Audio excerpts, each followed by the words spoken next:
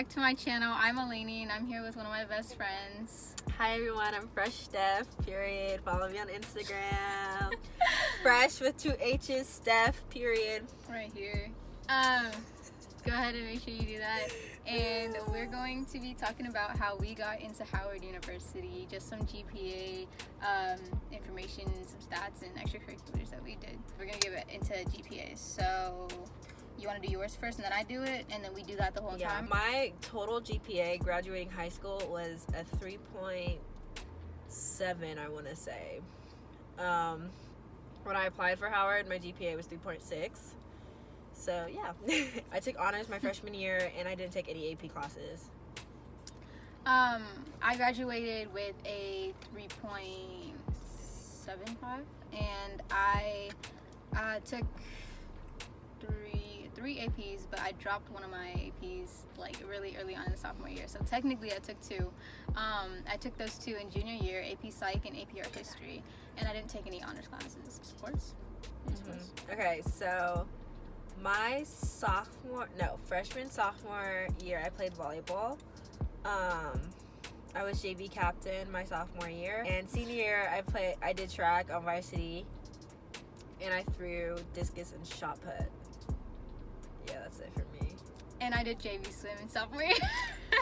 That's it. I get into extracurriculars. We have a lot. We have a lot of extracurriculars, so we're just going to talk about like the top 3 that we did. So it's obvious that extracurriculars are really important in college because they want to know that you can do things outside of school as well, because there's a lot of people that, you know, will have a 4.0. There's a lot of people that have good GPAs and good grades and everything like that, but they want to know what's so different about you and what are things that you spend your time doing outside of school. That part. So one of the things that I did in high school, I was secretary of BSU for my sophomore and senior year of high school. I also did NHS, which is National Honor Society. One thing about that is that is a nation, I don't know if it's worldwide, but I know that our country, United States, has NHS at most of your schools.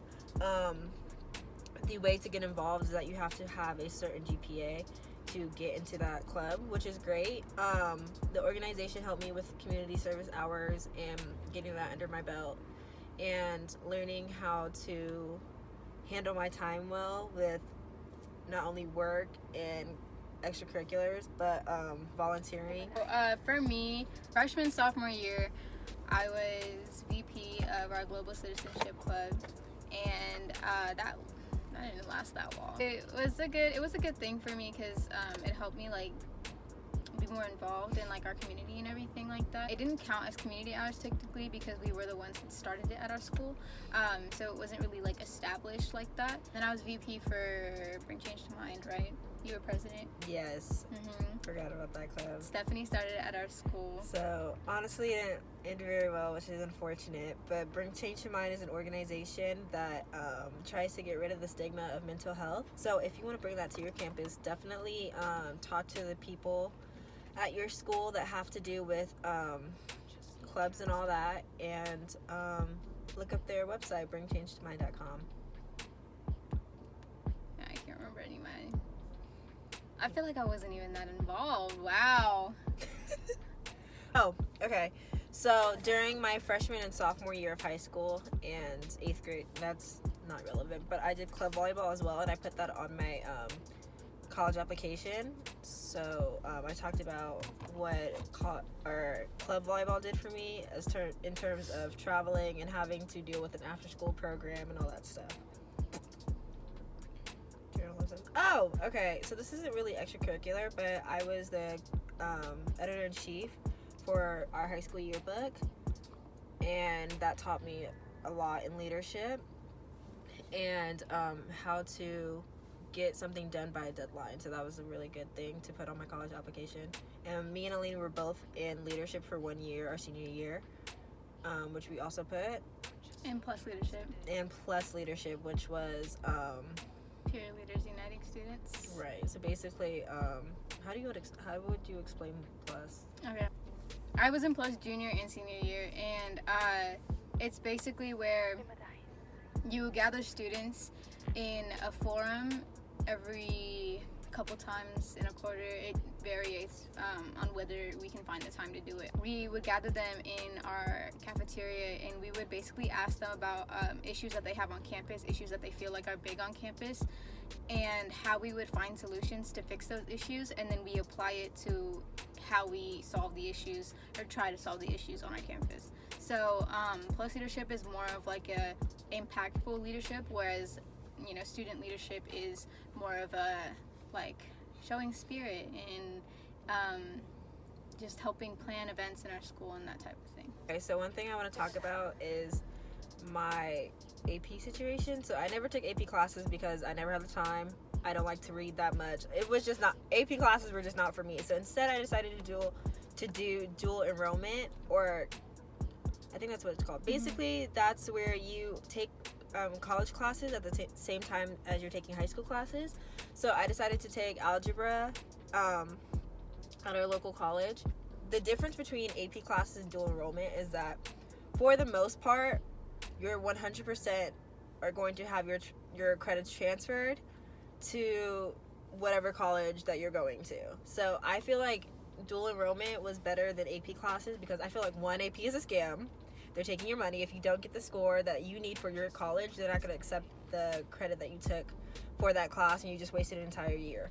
Now, and plus, some schools don't accept some of your AP credits. Like, they'll be like, oh, okay, you took AP, like, whatever. They'll be like, now that doesn't count for us. So you really just wasted your money for nothing. So one thing, if you are going to take AP classes, definitely do your research on the schools that you're applying to and if it's really worth it, because why put yourself through the stress if you're not going to be able to use it in the long run. But yeah, I really appreciated dual enrollment. So my dual enrollment, I did one semester and it counted for a whole school year, which is great. So I was able to fit a lot of other things under my belt while just taking that class after school, which is great. So I completely recommend dual enrollment over AP for sure. Oh, work experience. Okay.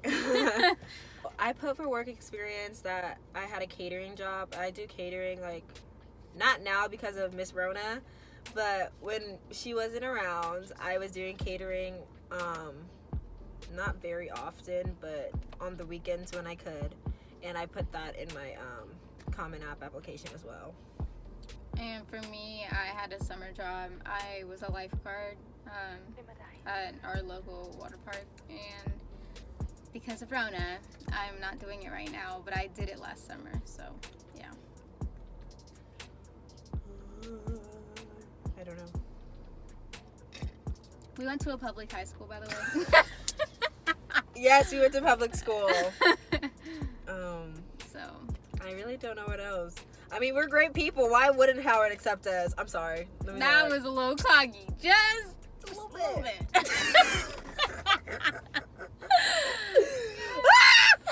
Oh God. Yeah, I don't know what else to say. I really don't. Oh, I guess scholarships. So in terms of scholarships, for my local scholarships, I got one for mass media, aka yearbook, that we were just talking about. Disrespectful to you. It's disrespectful to in you. General. To you. But it's disrespectful to you.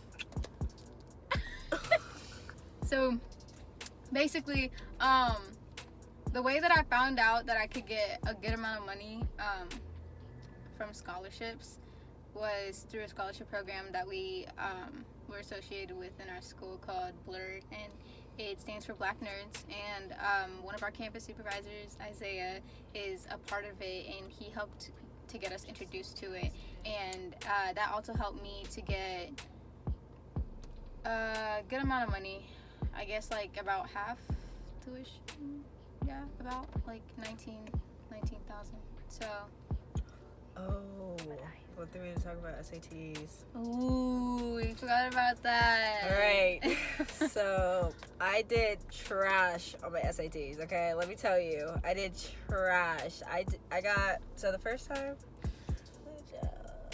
Oh, ciao. I That gets. Oh. got like 900, but we're not gonna talk about that. because we made it. So it doesn't matter. My highest and the one that I used to go into Howard was 1100. Now that's not high at all, but it was high for me, and I did that. So period.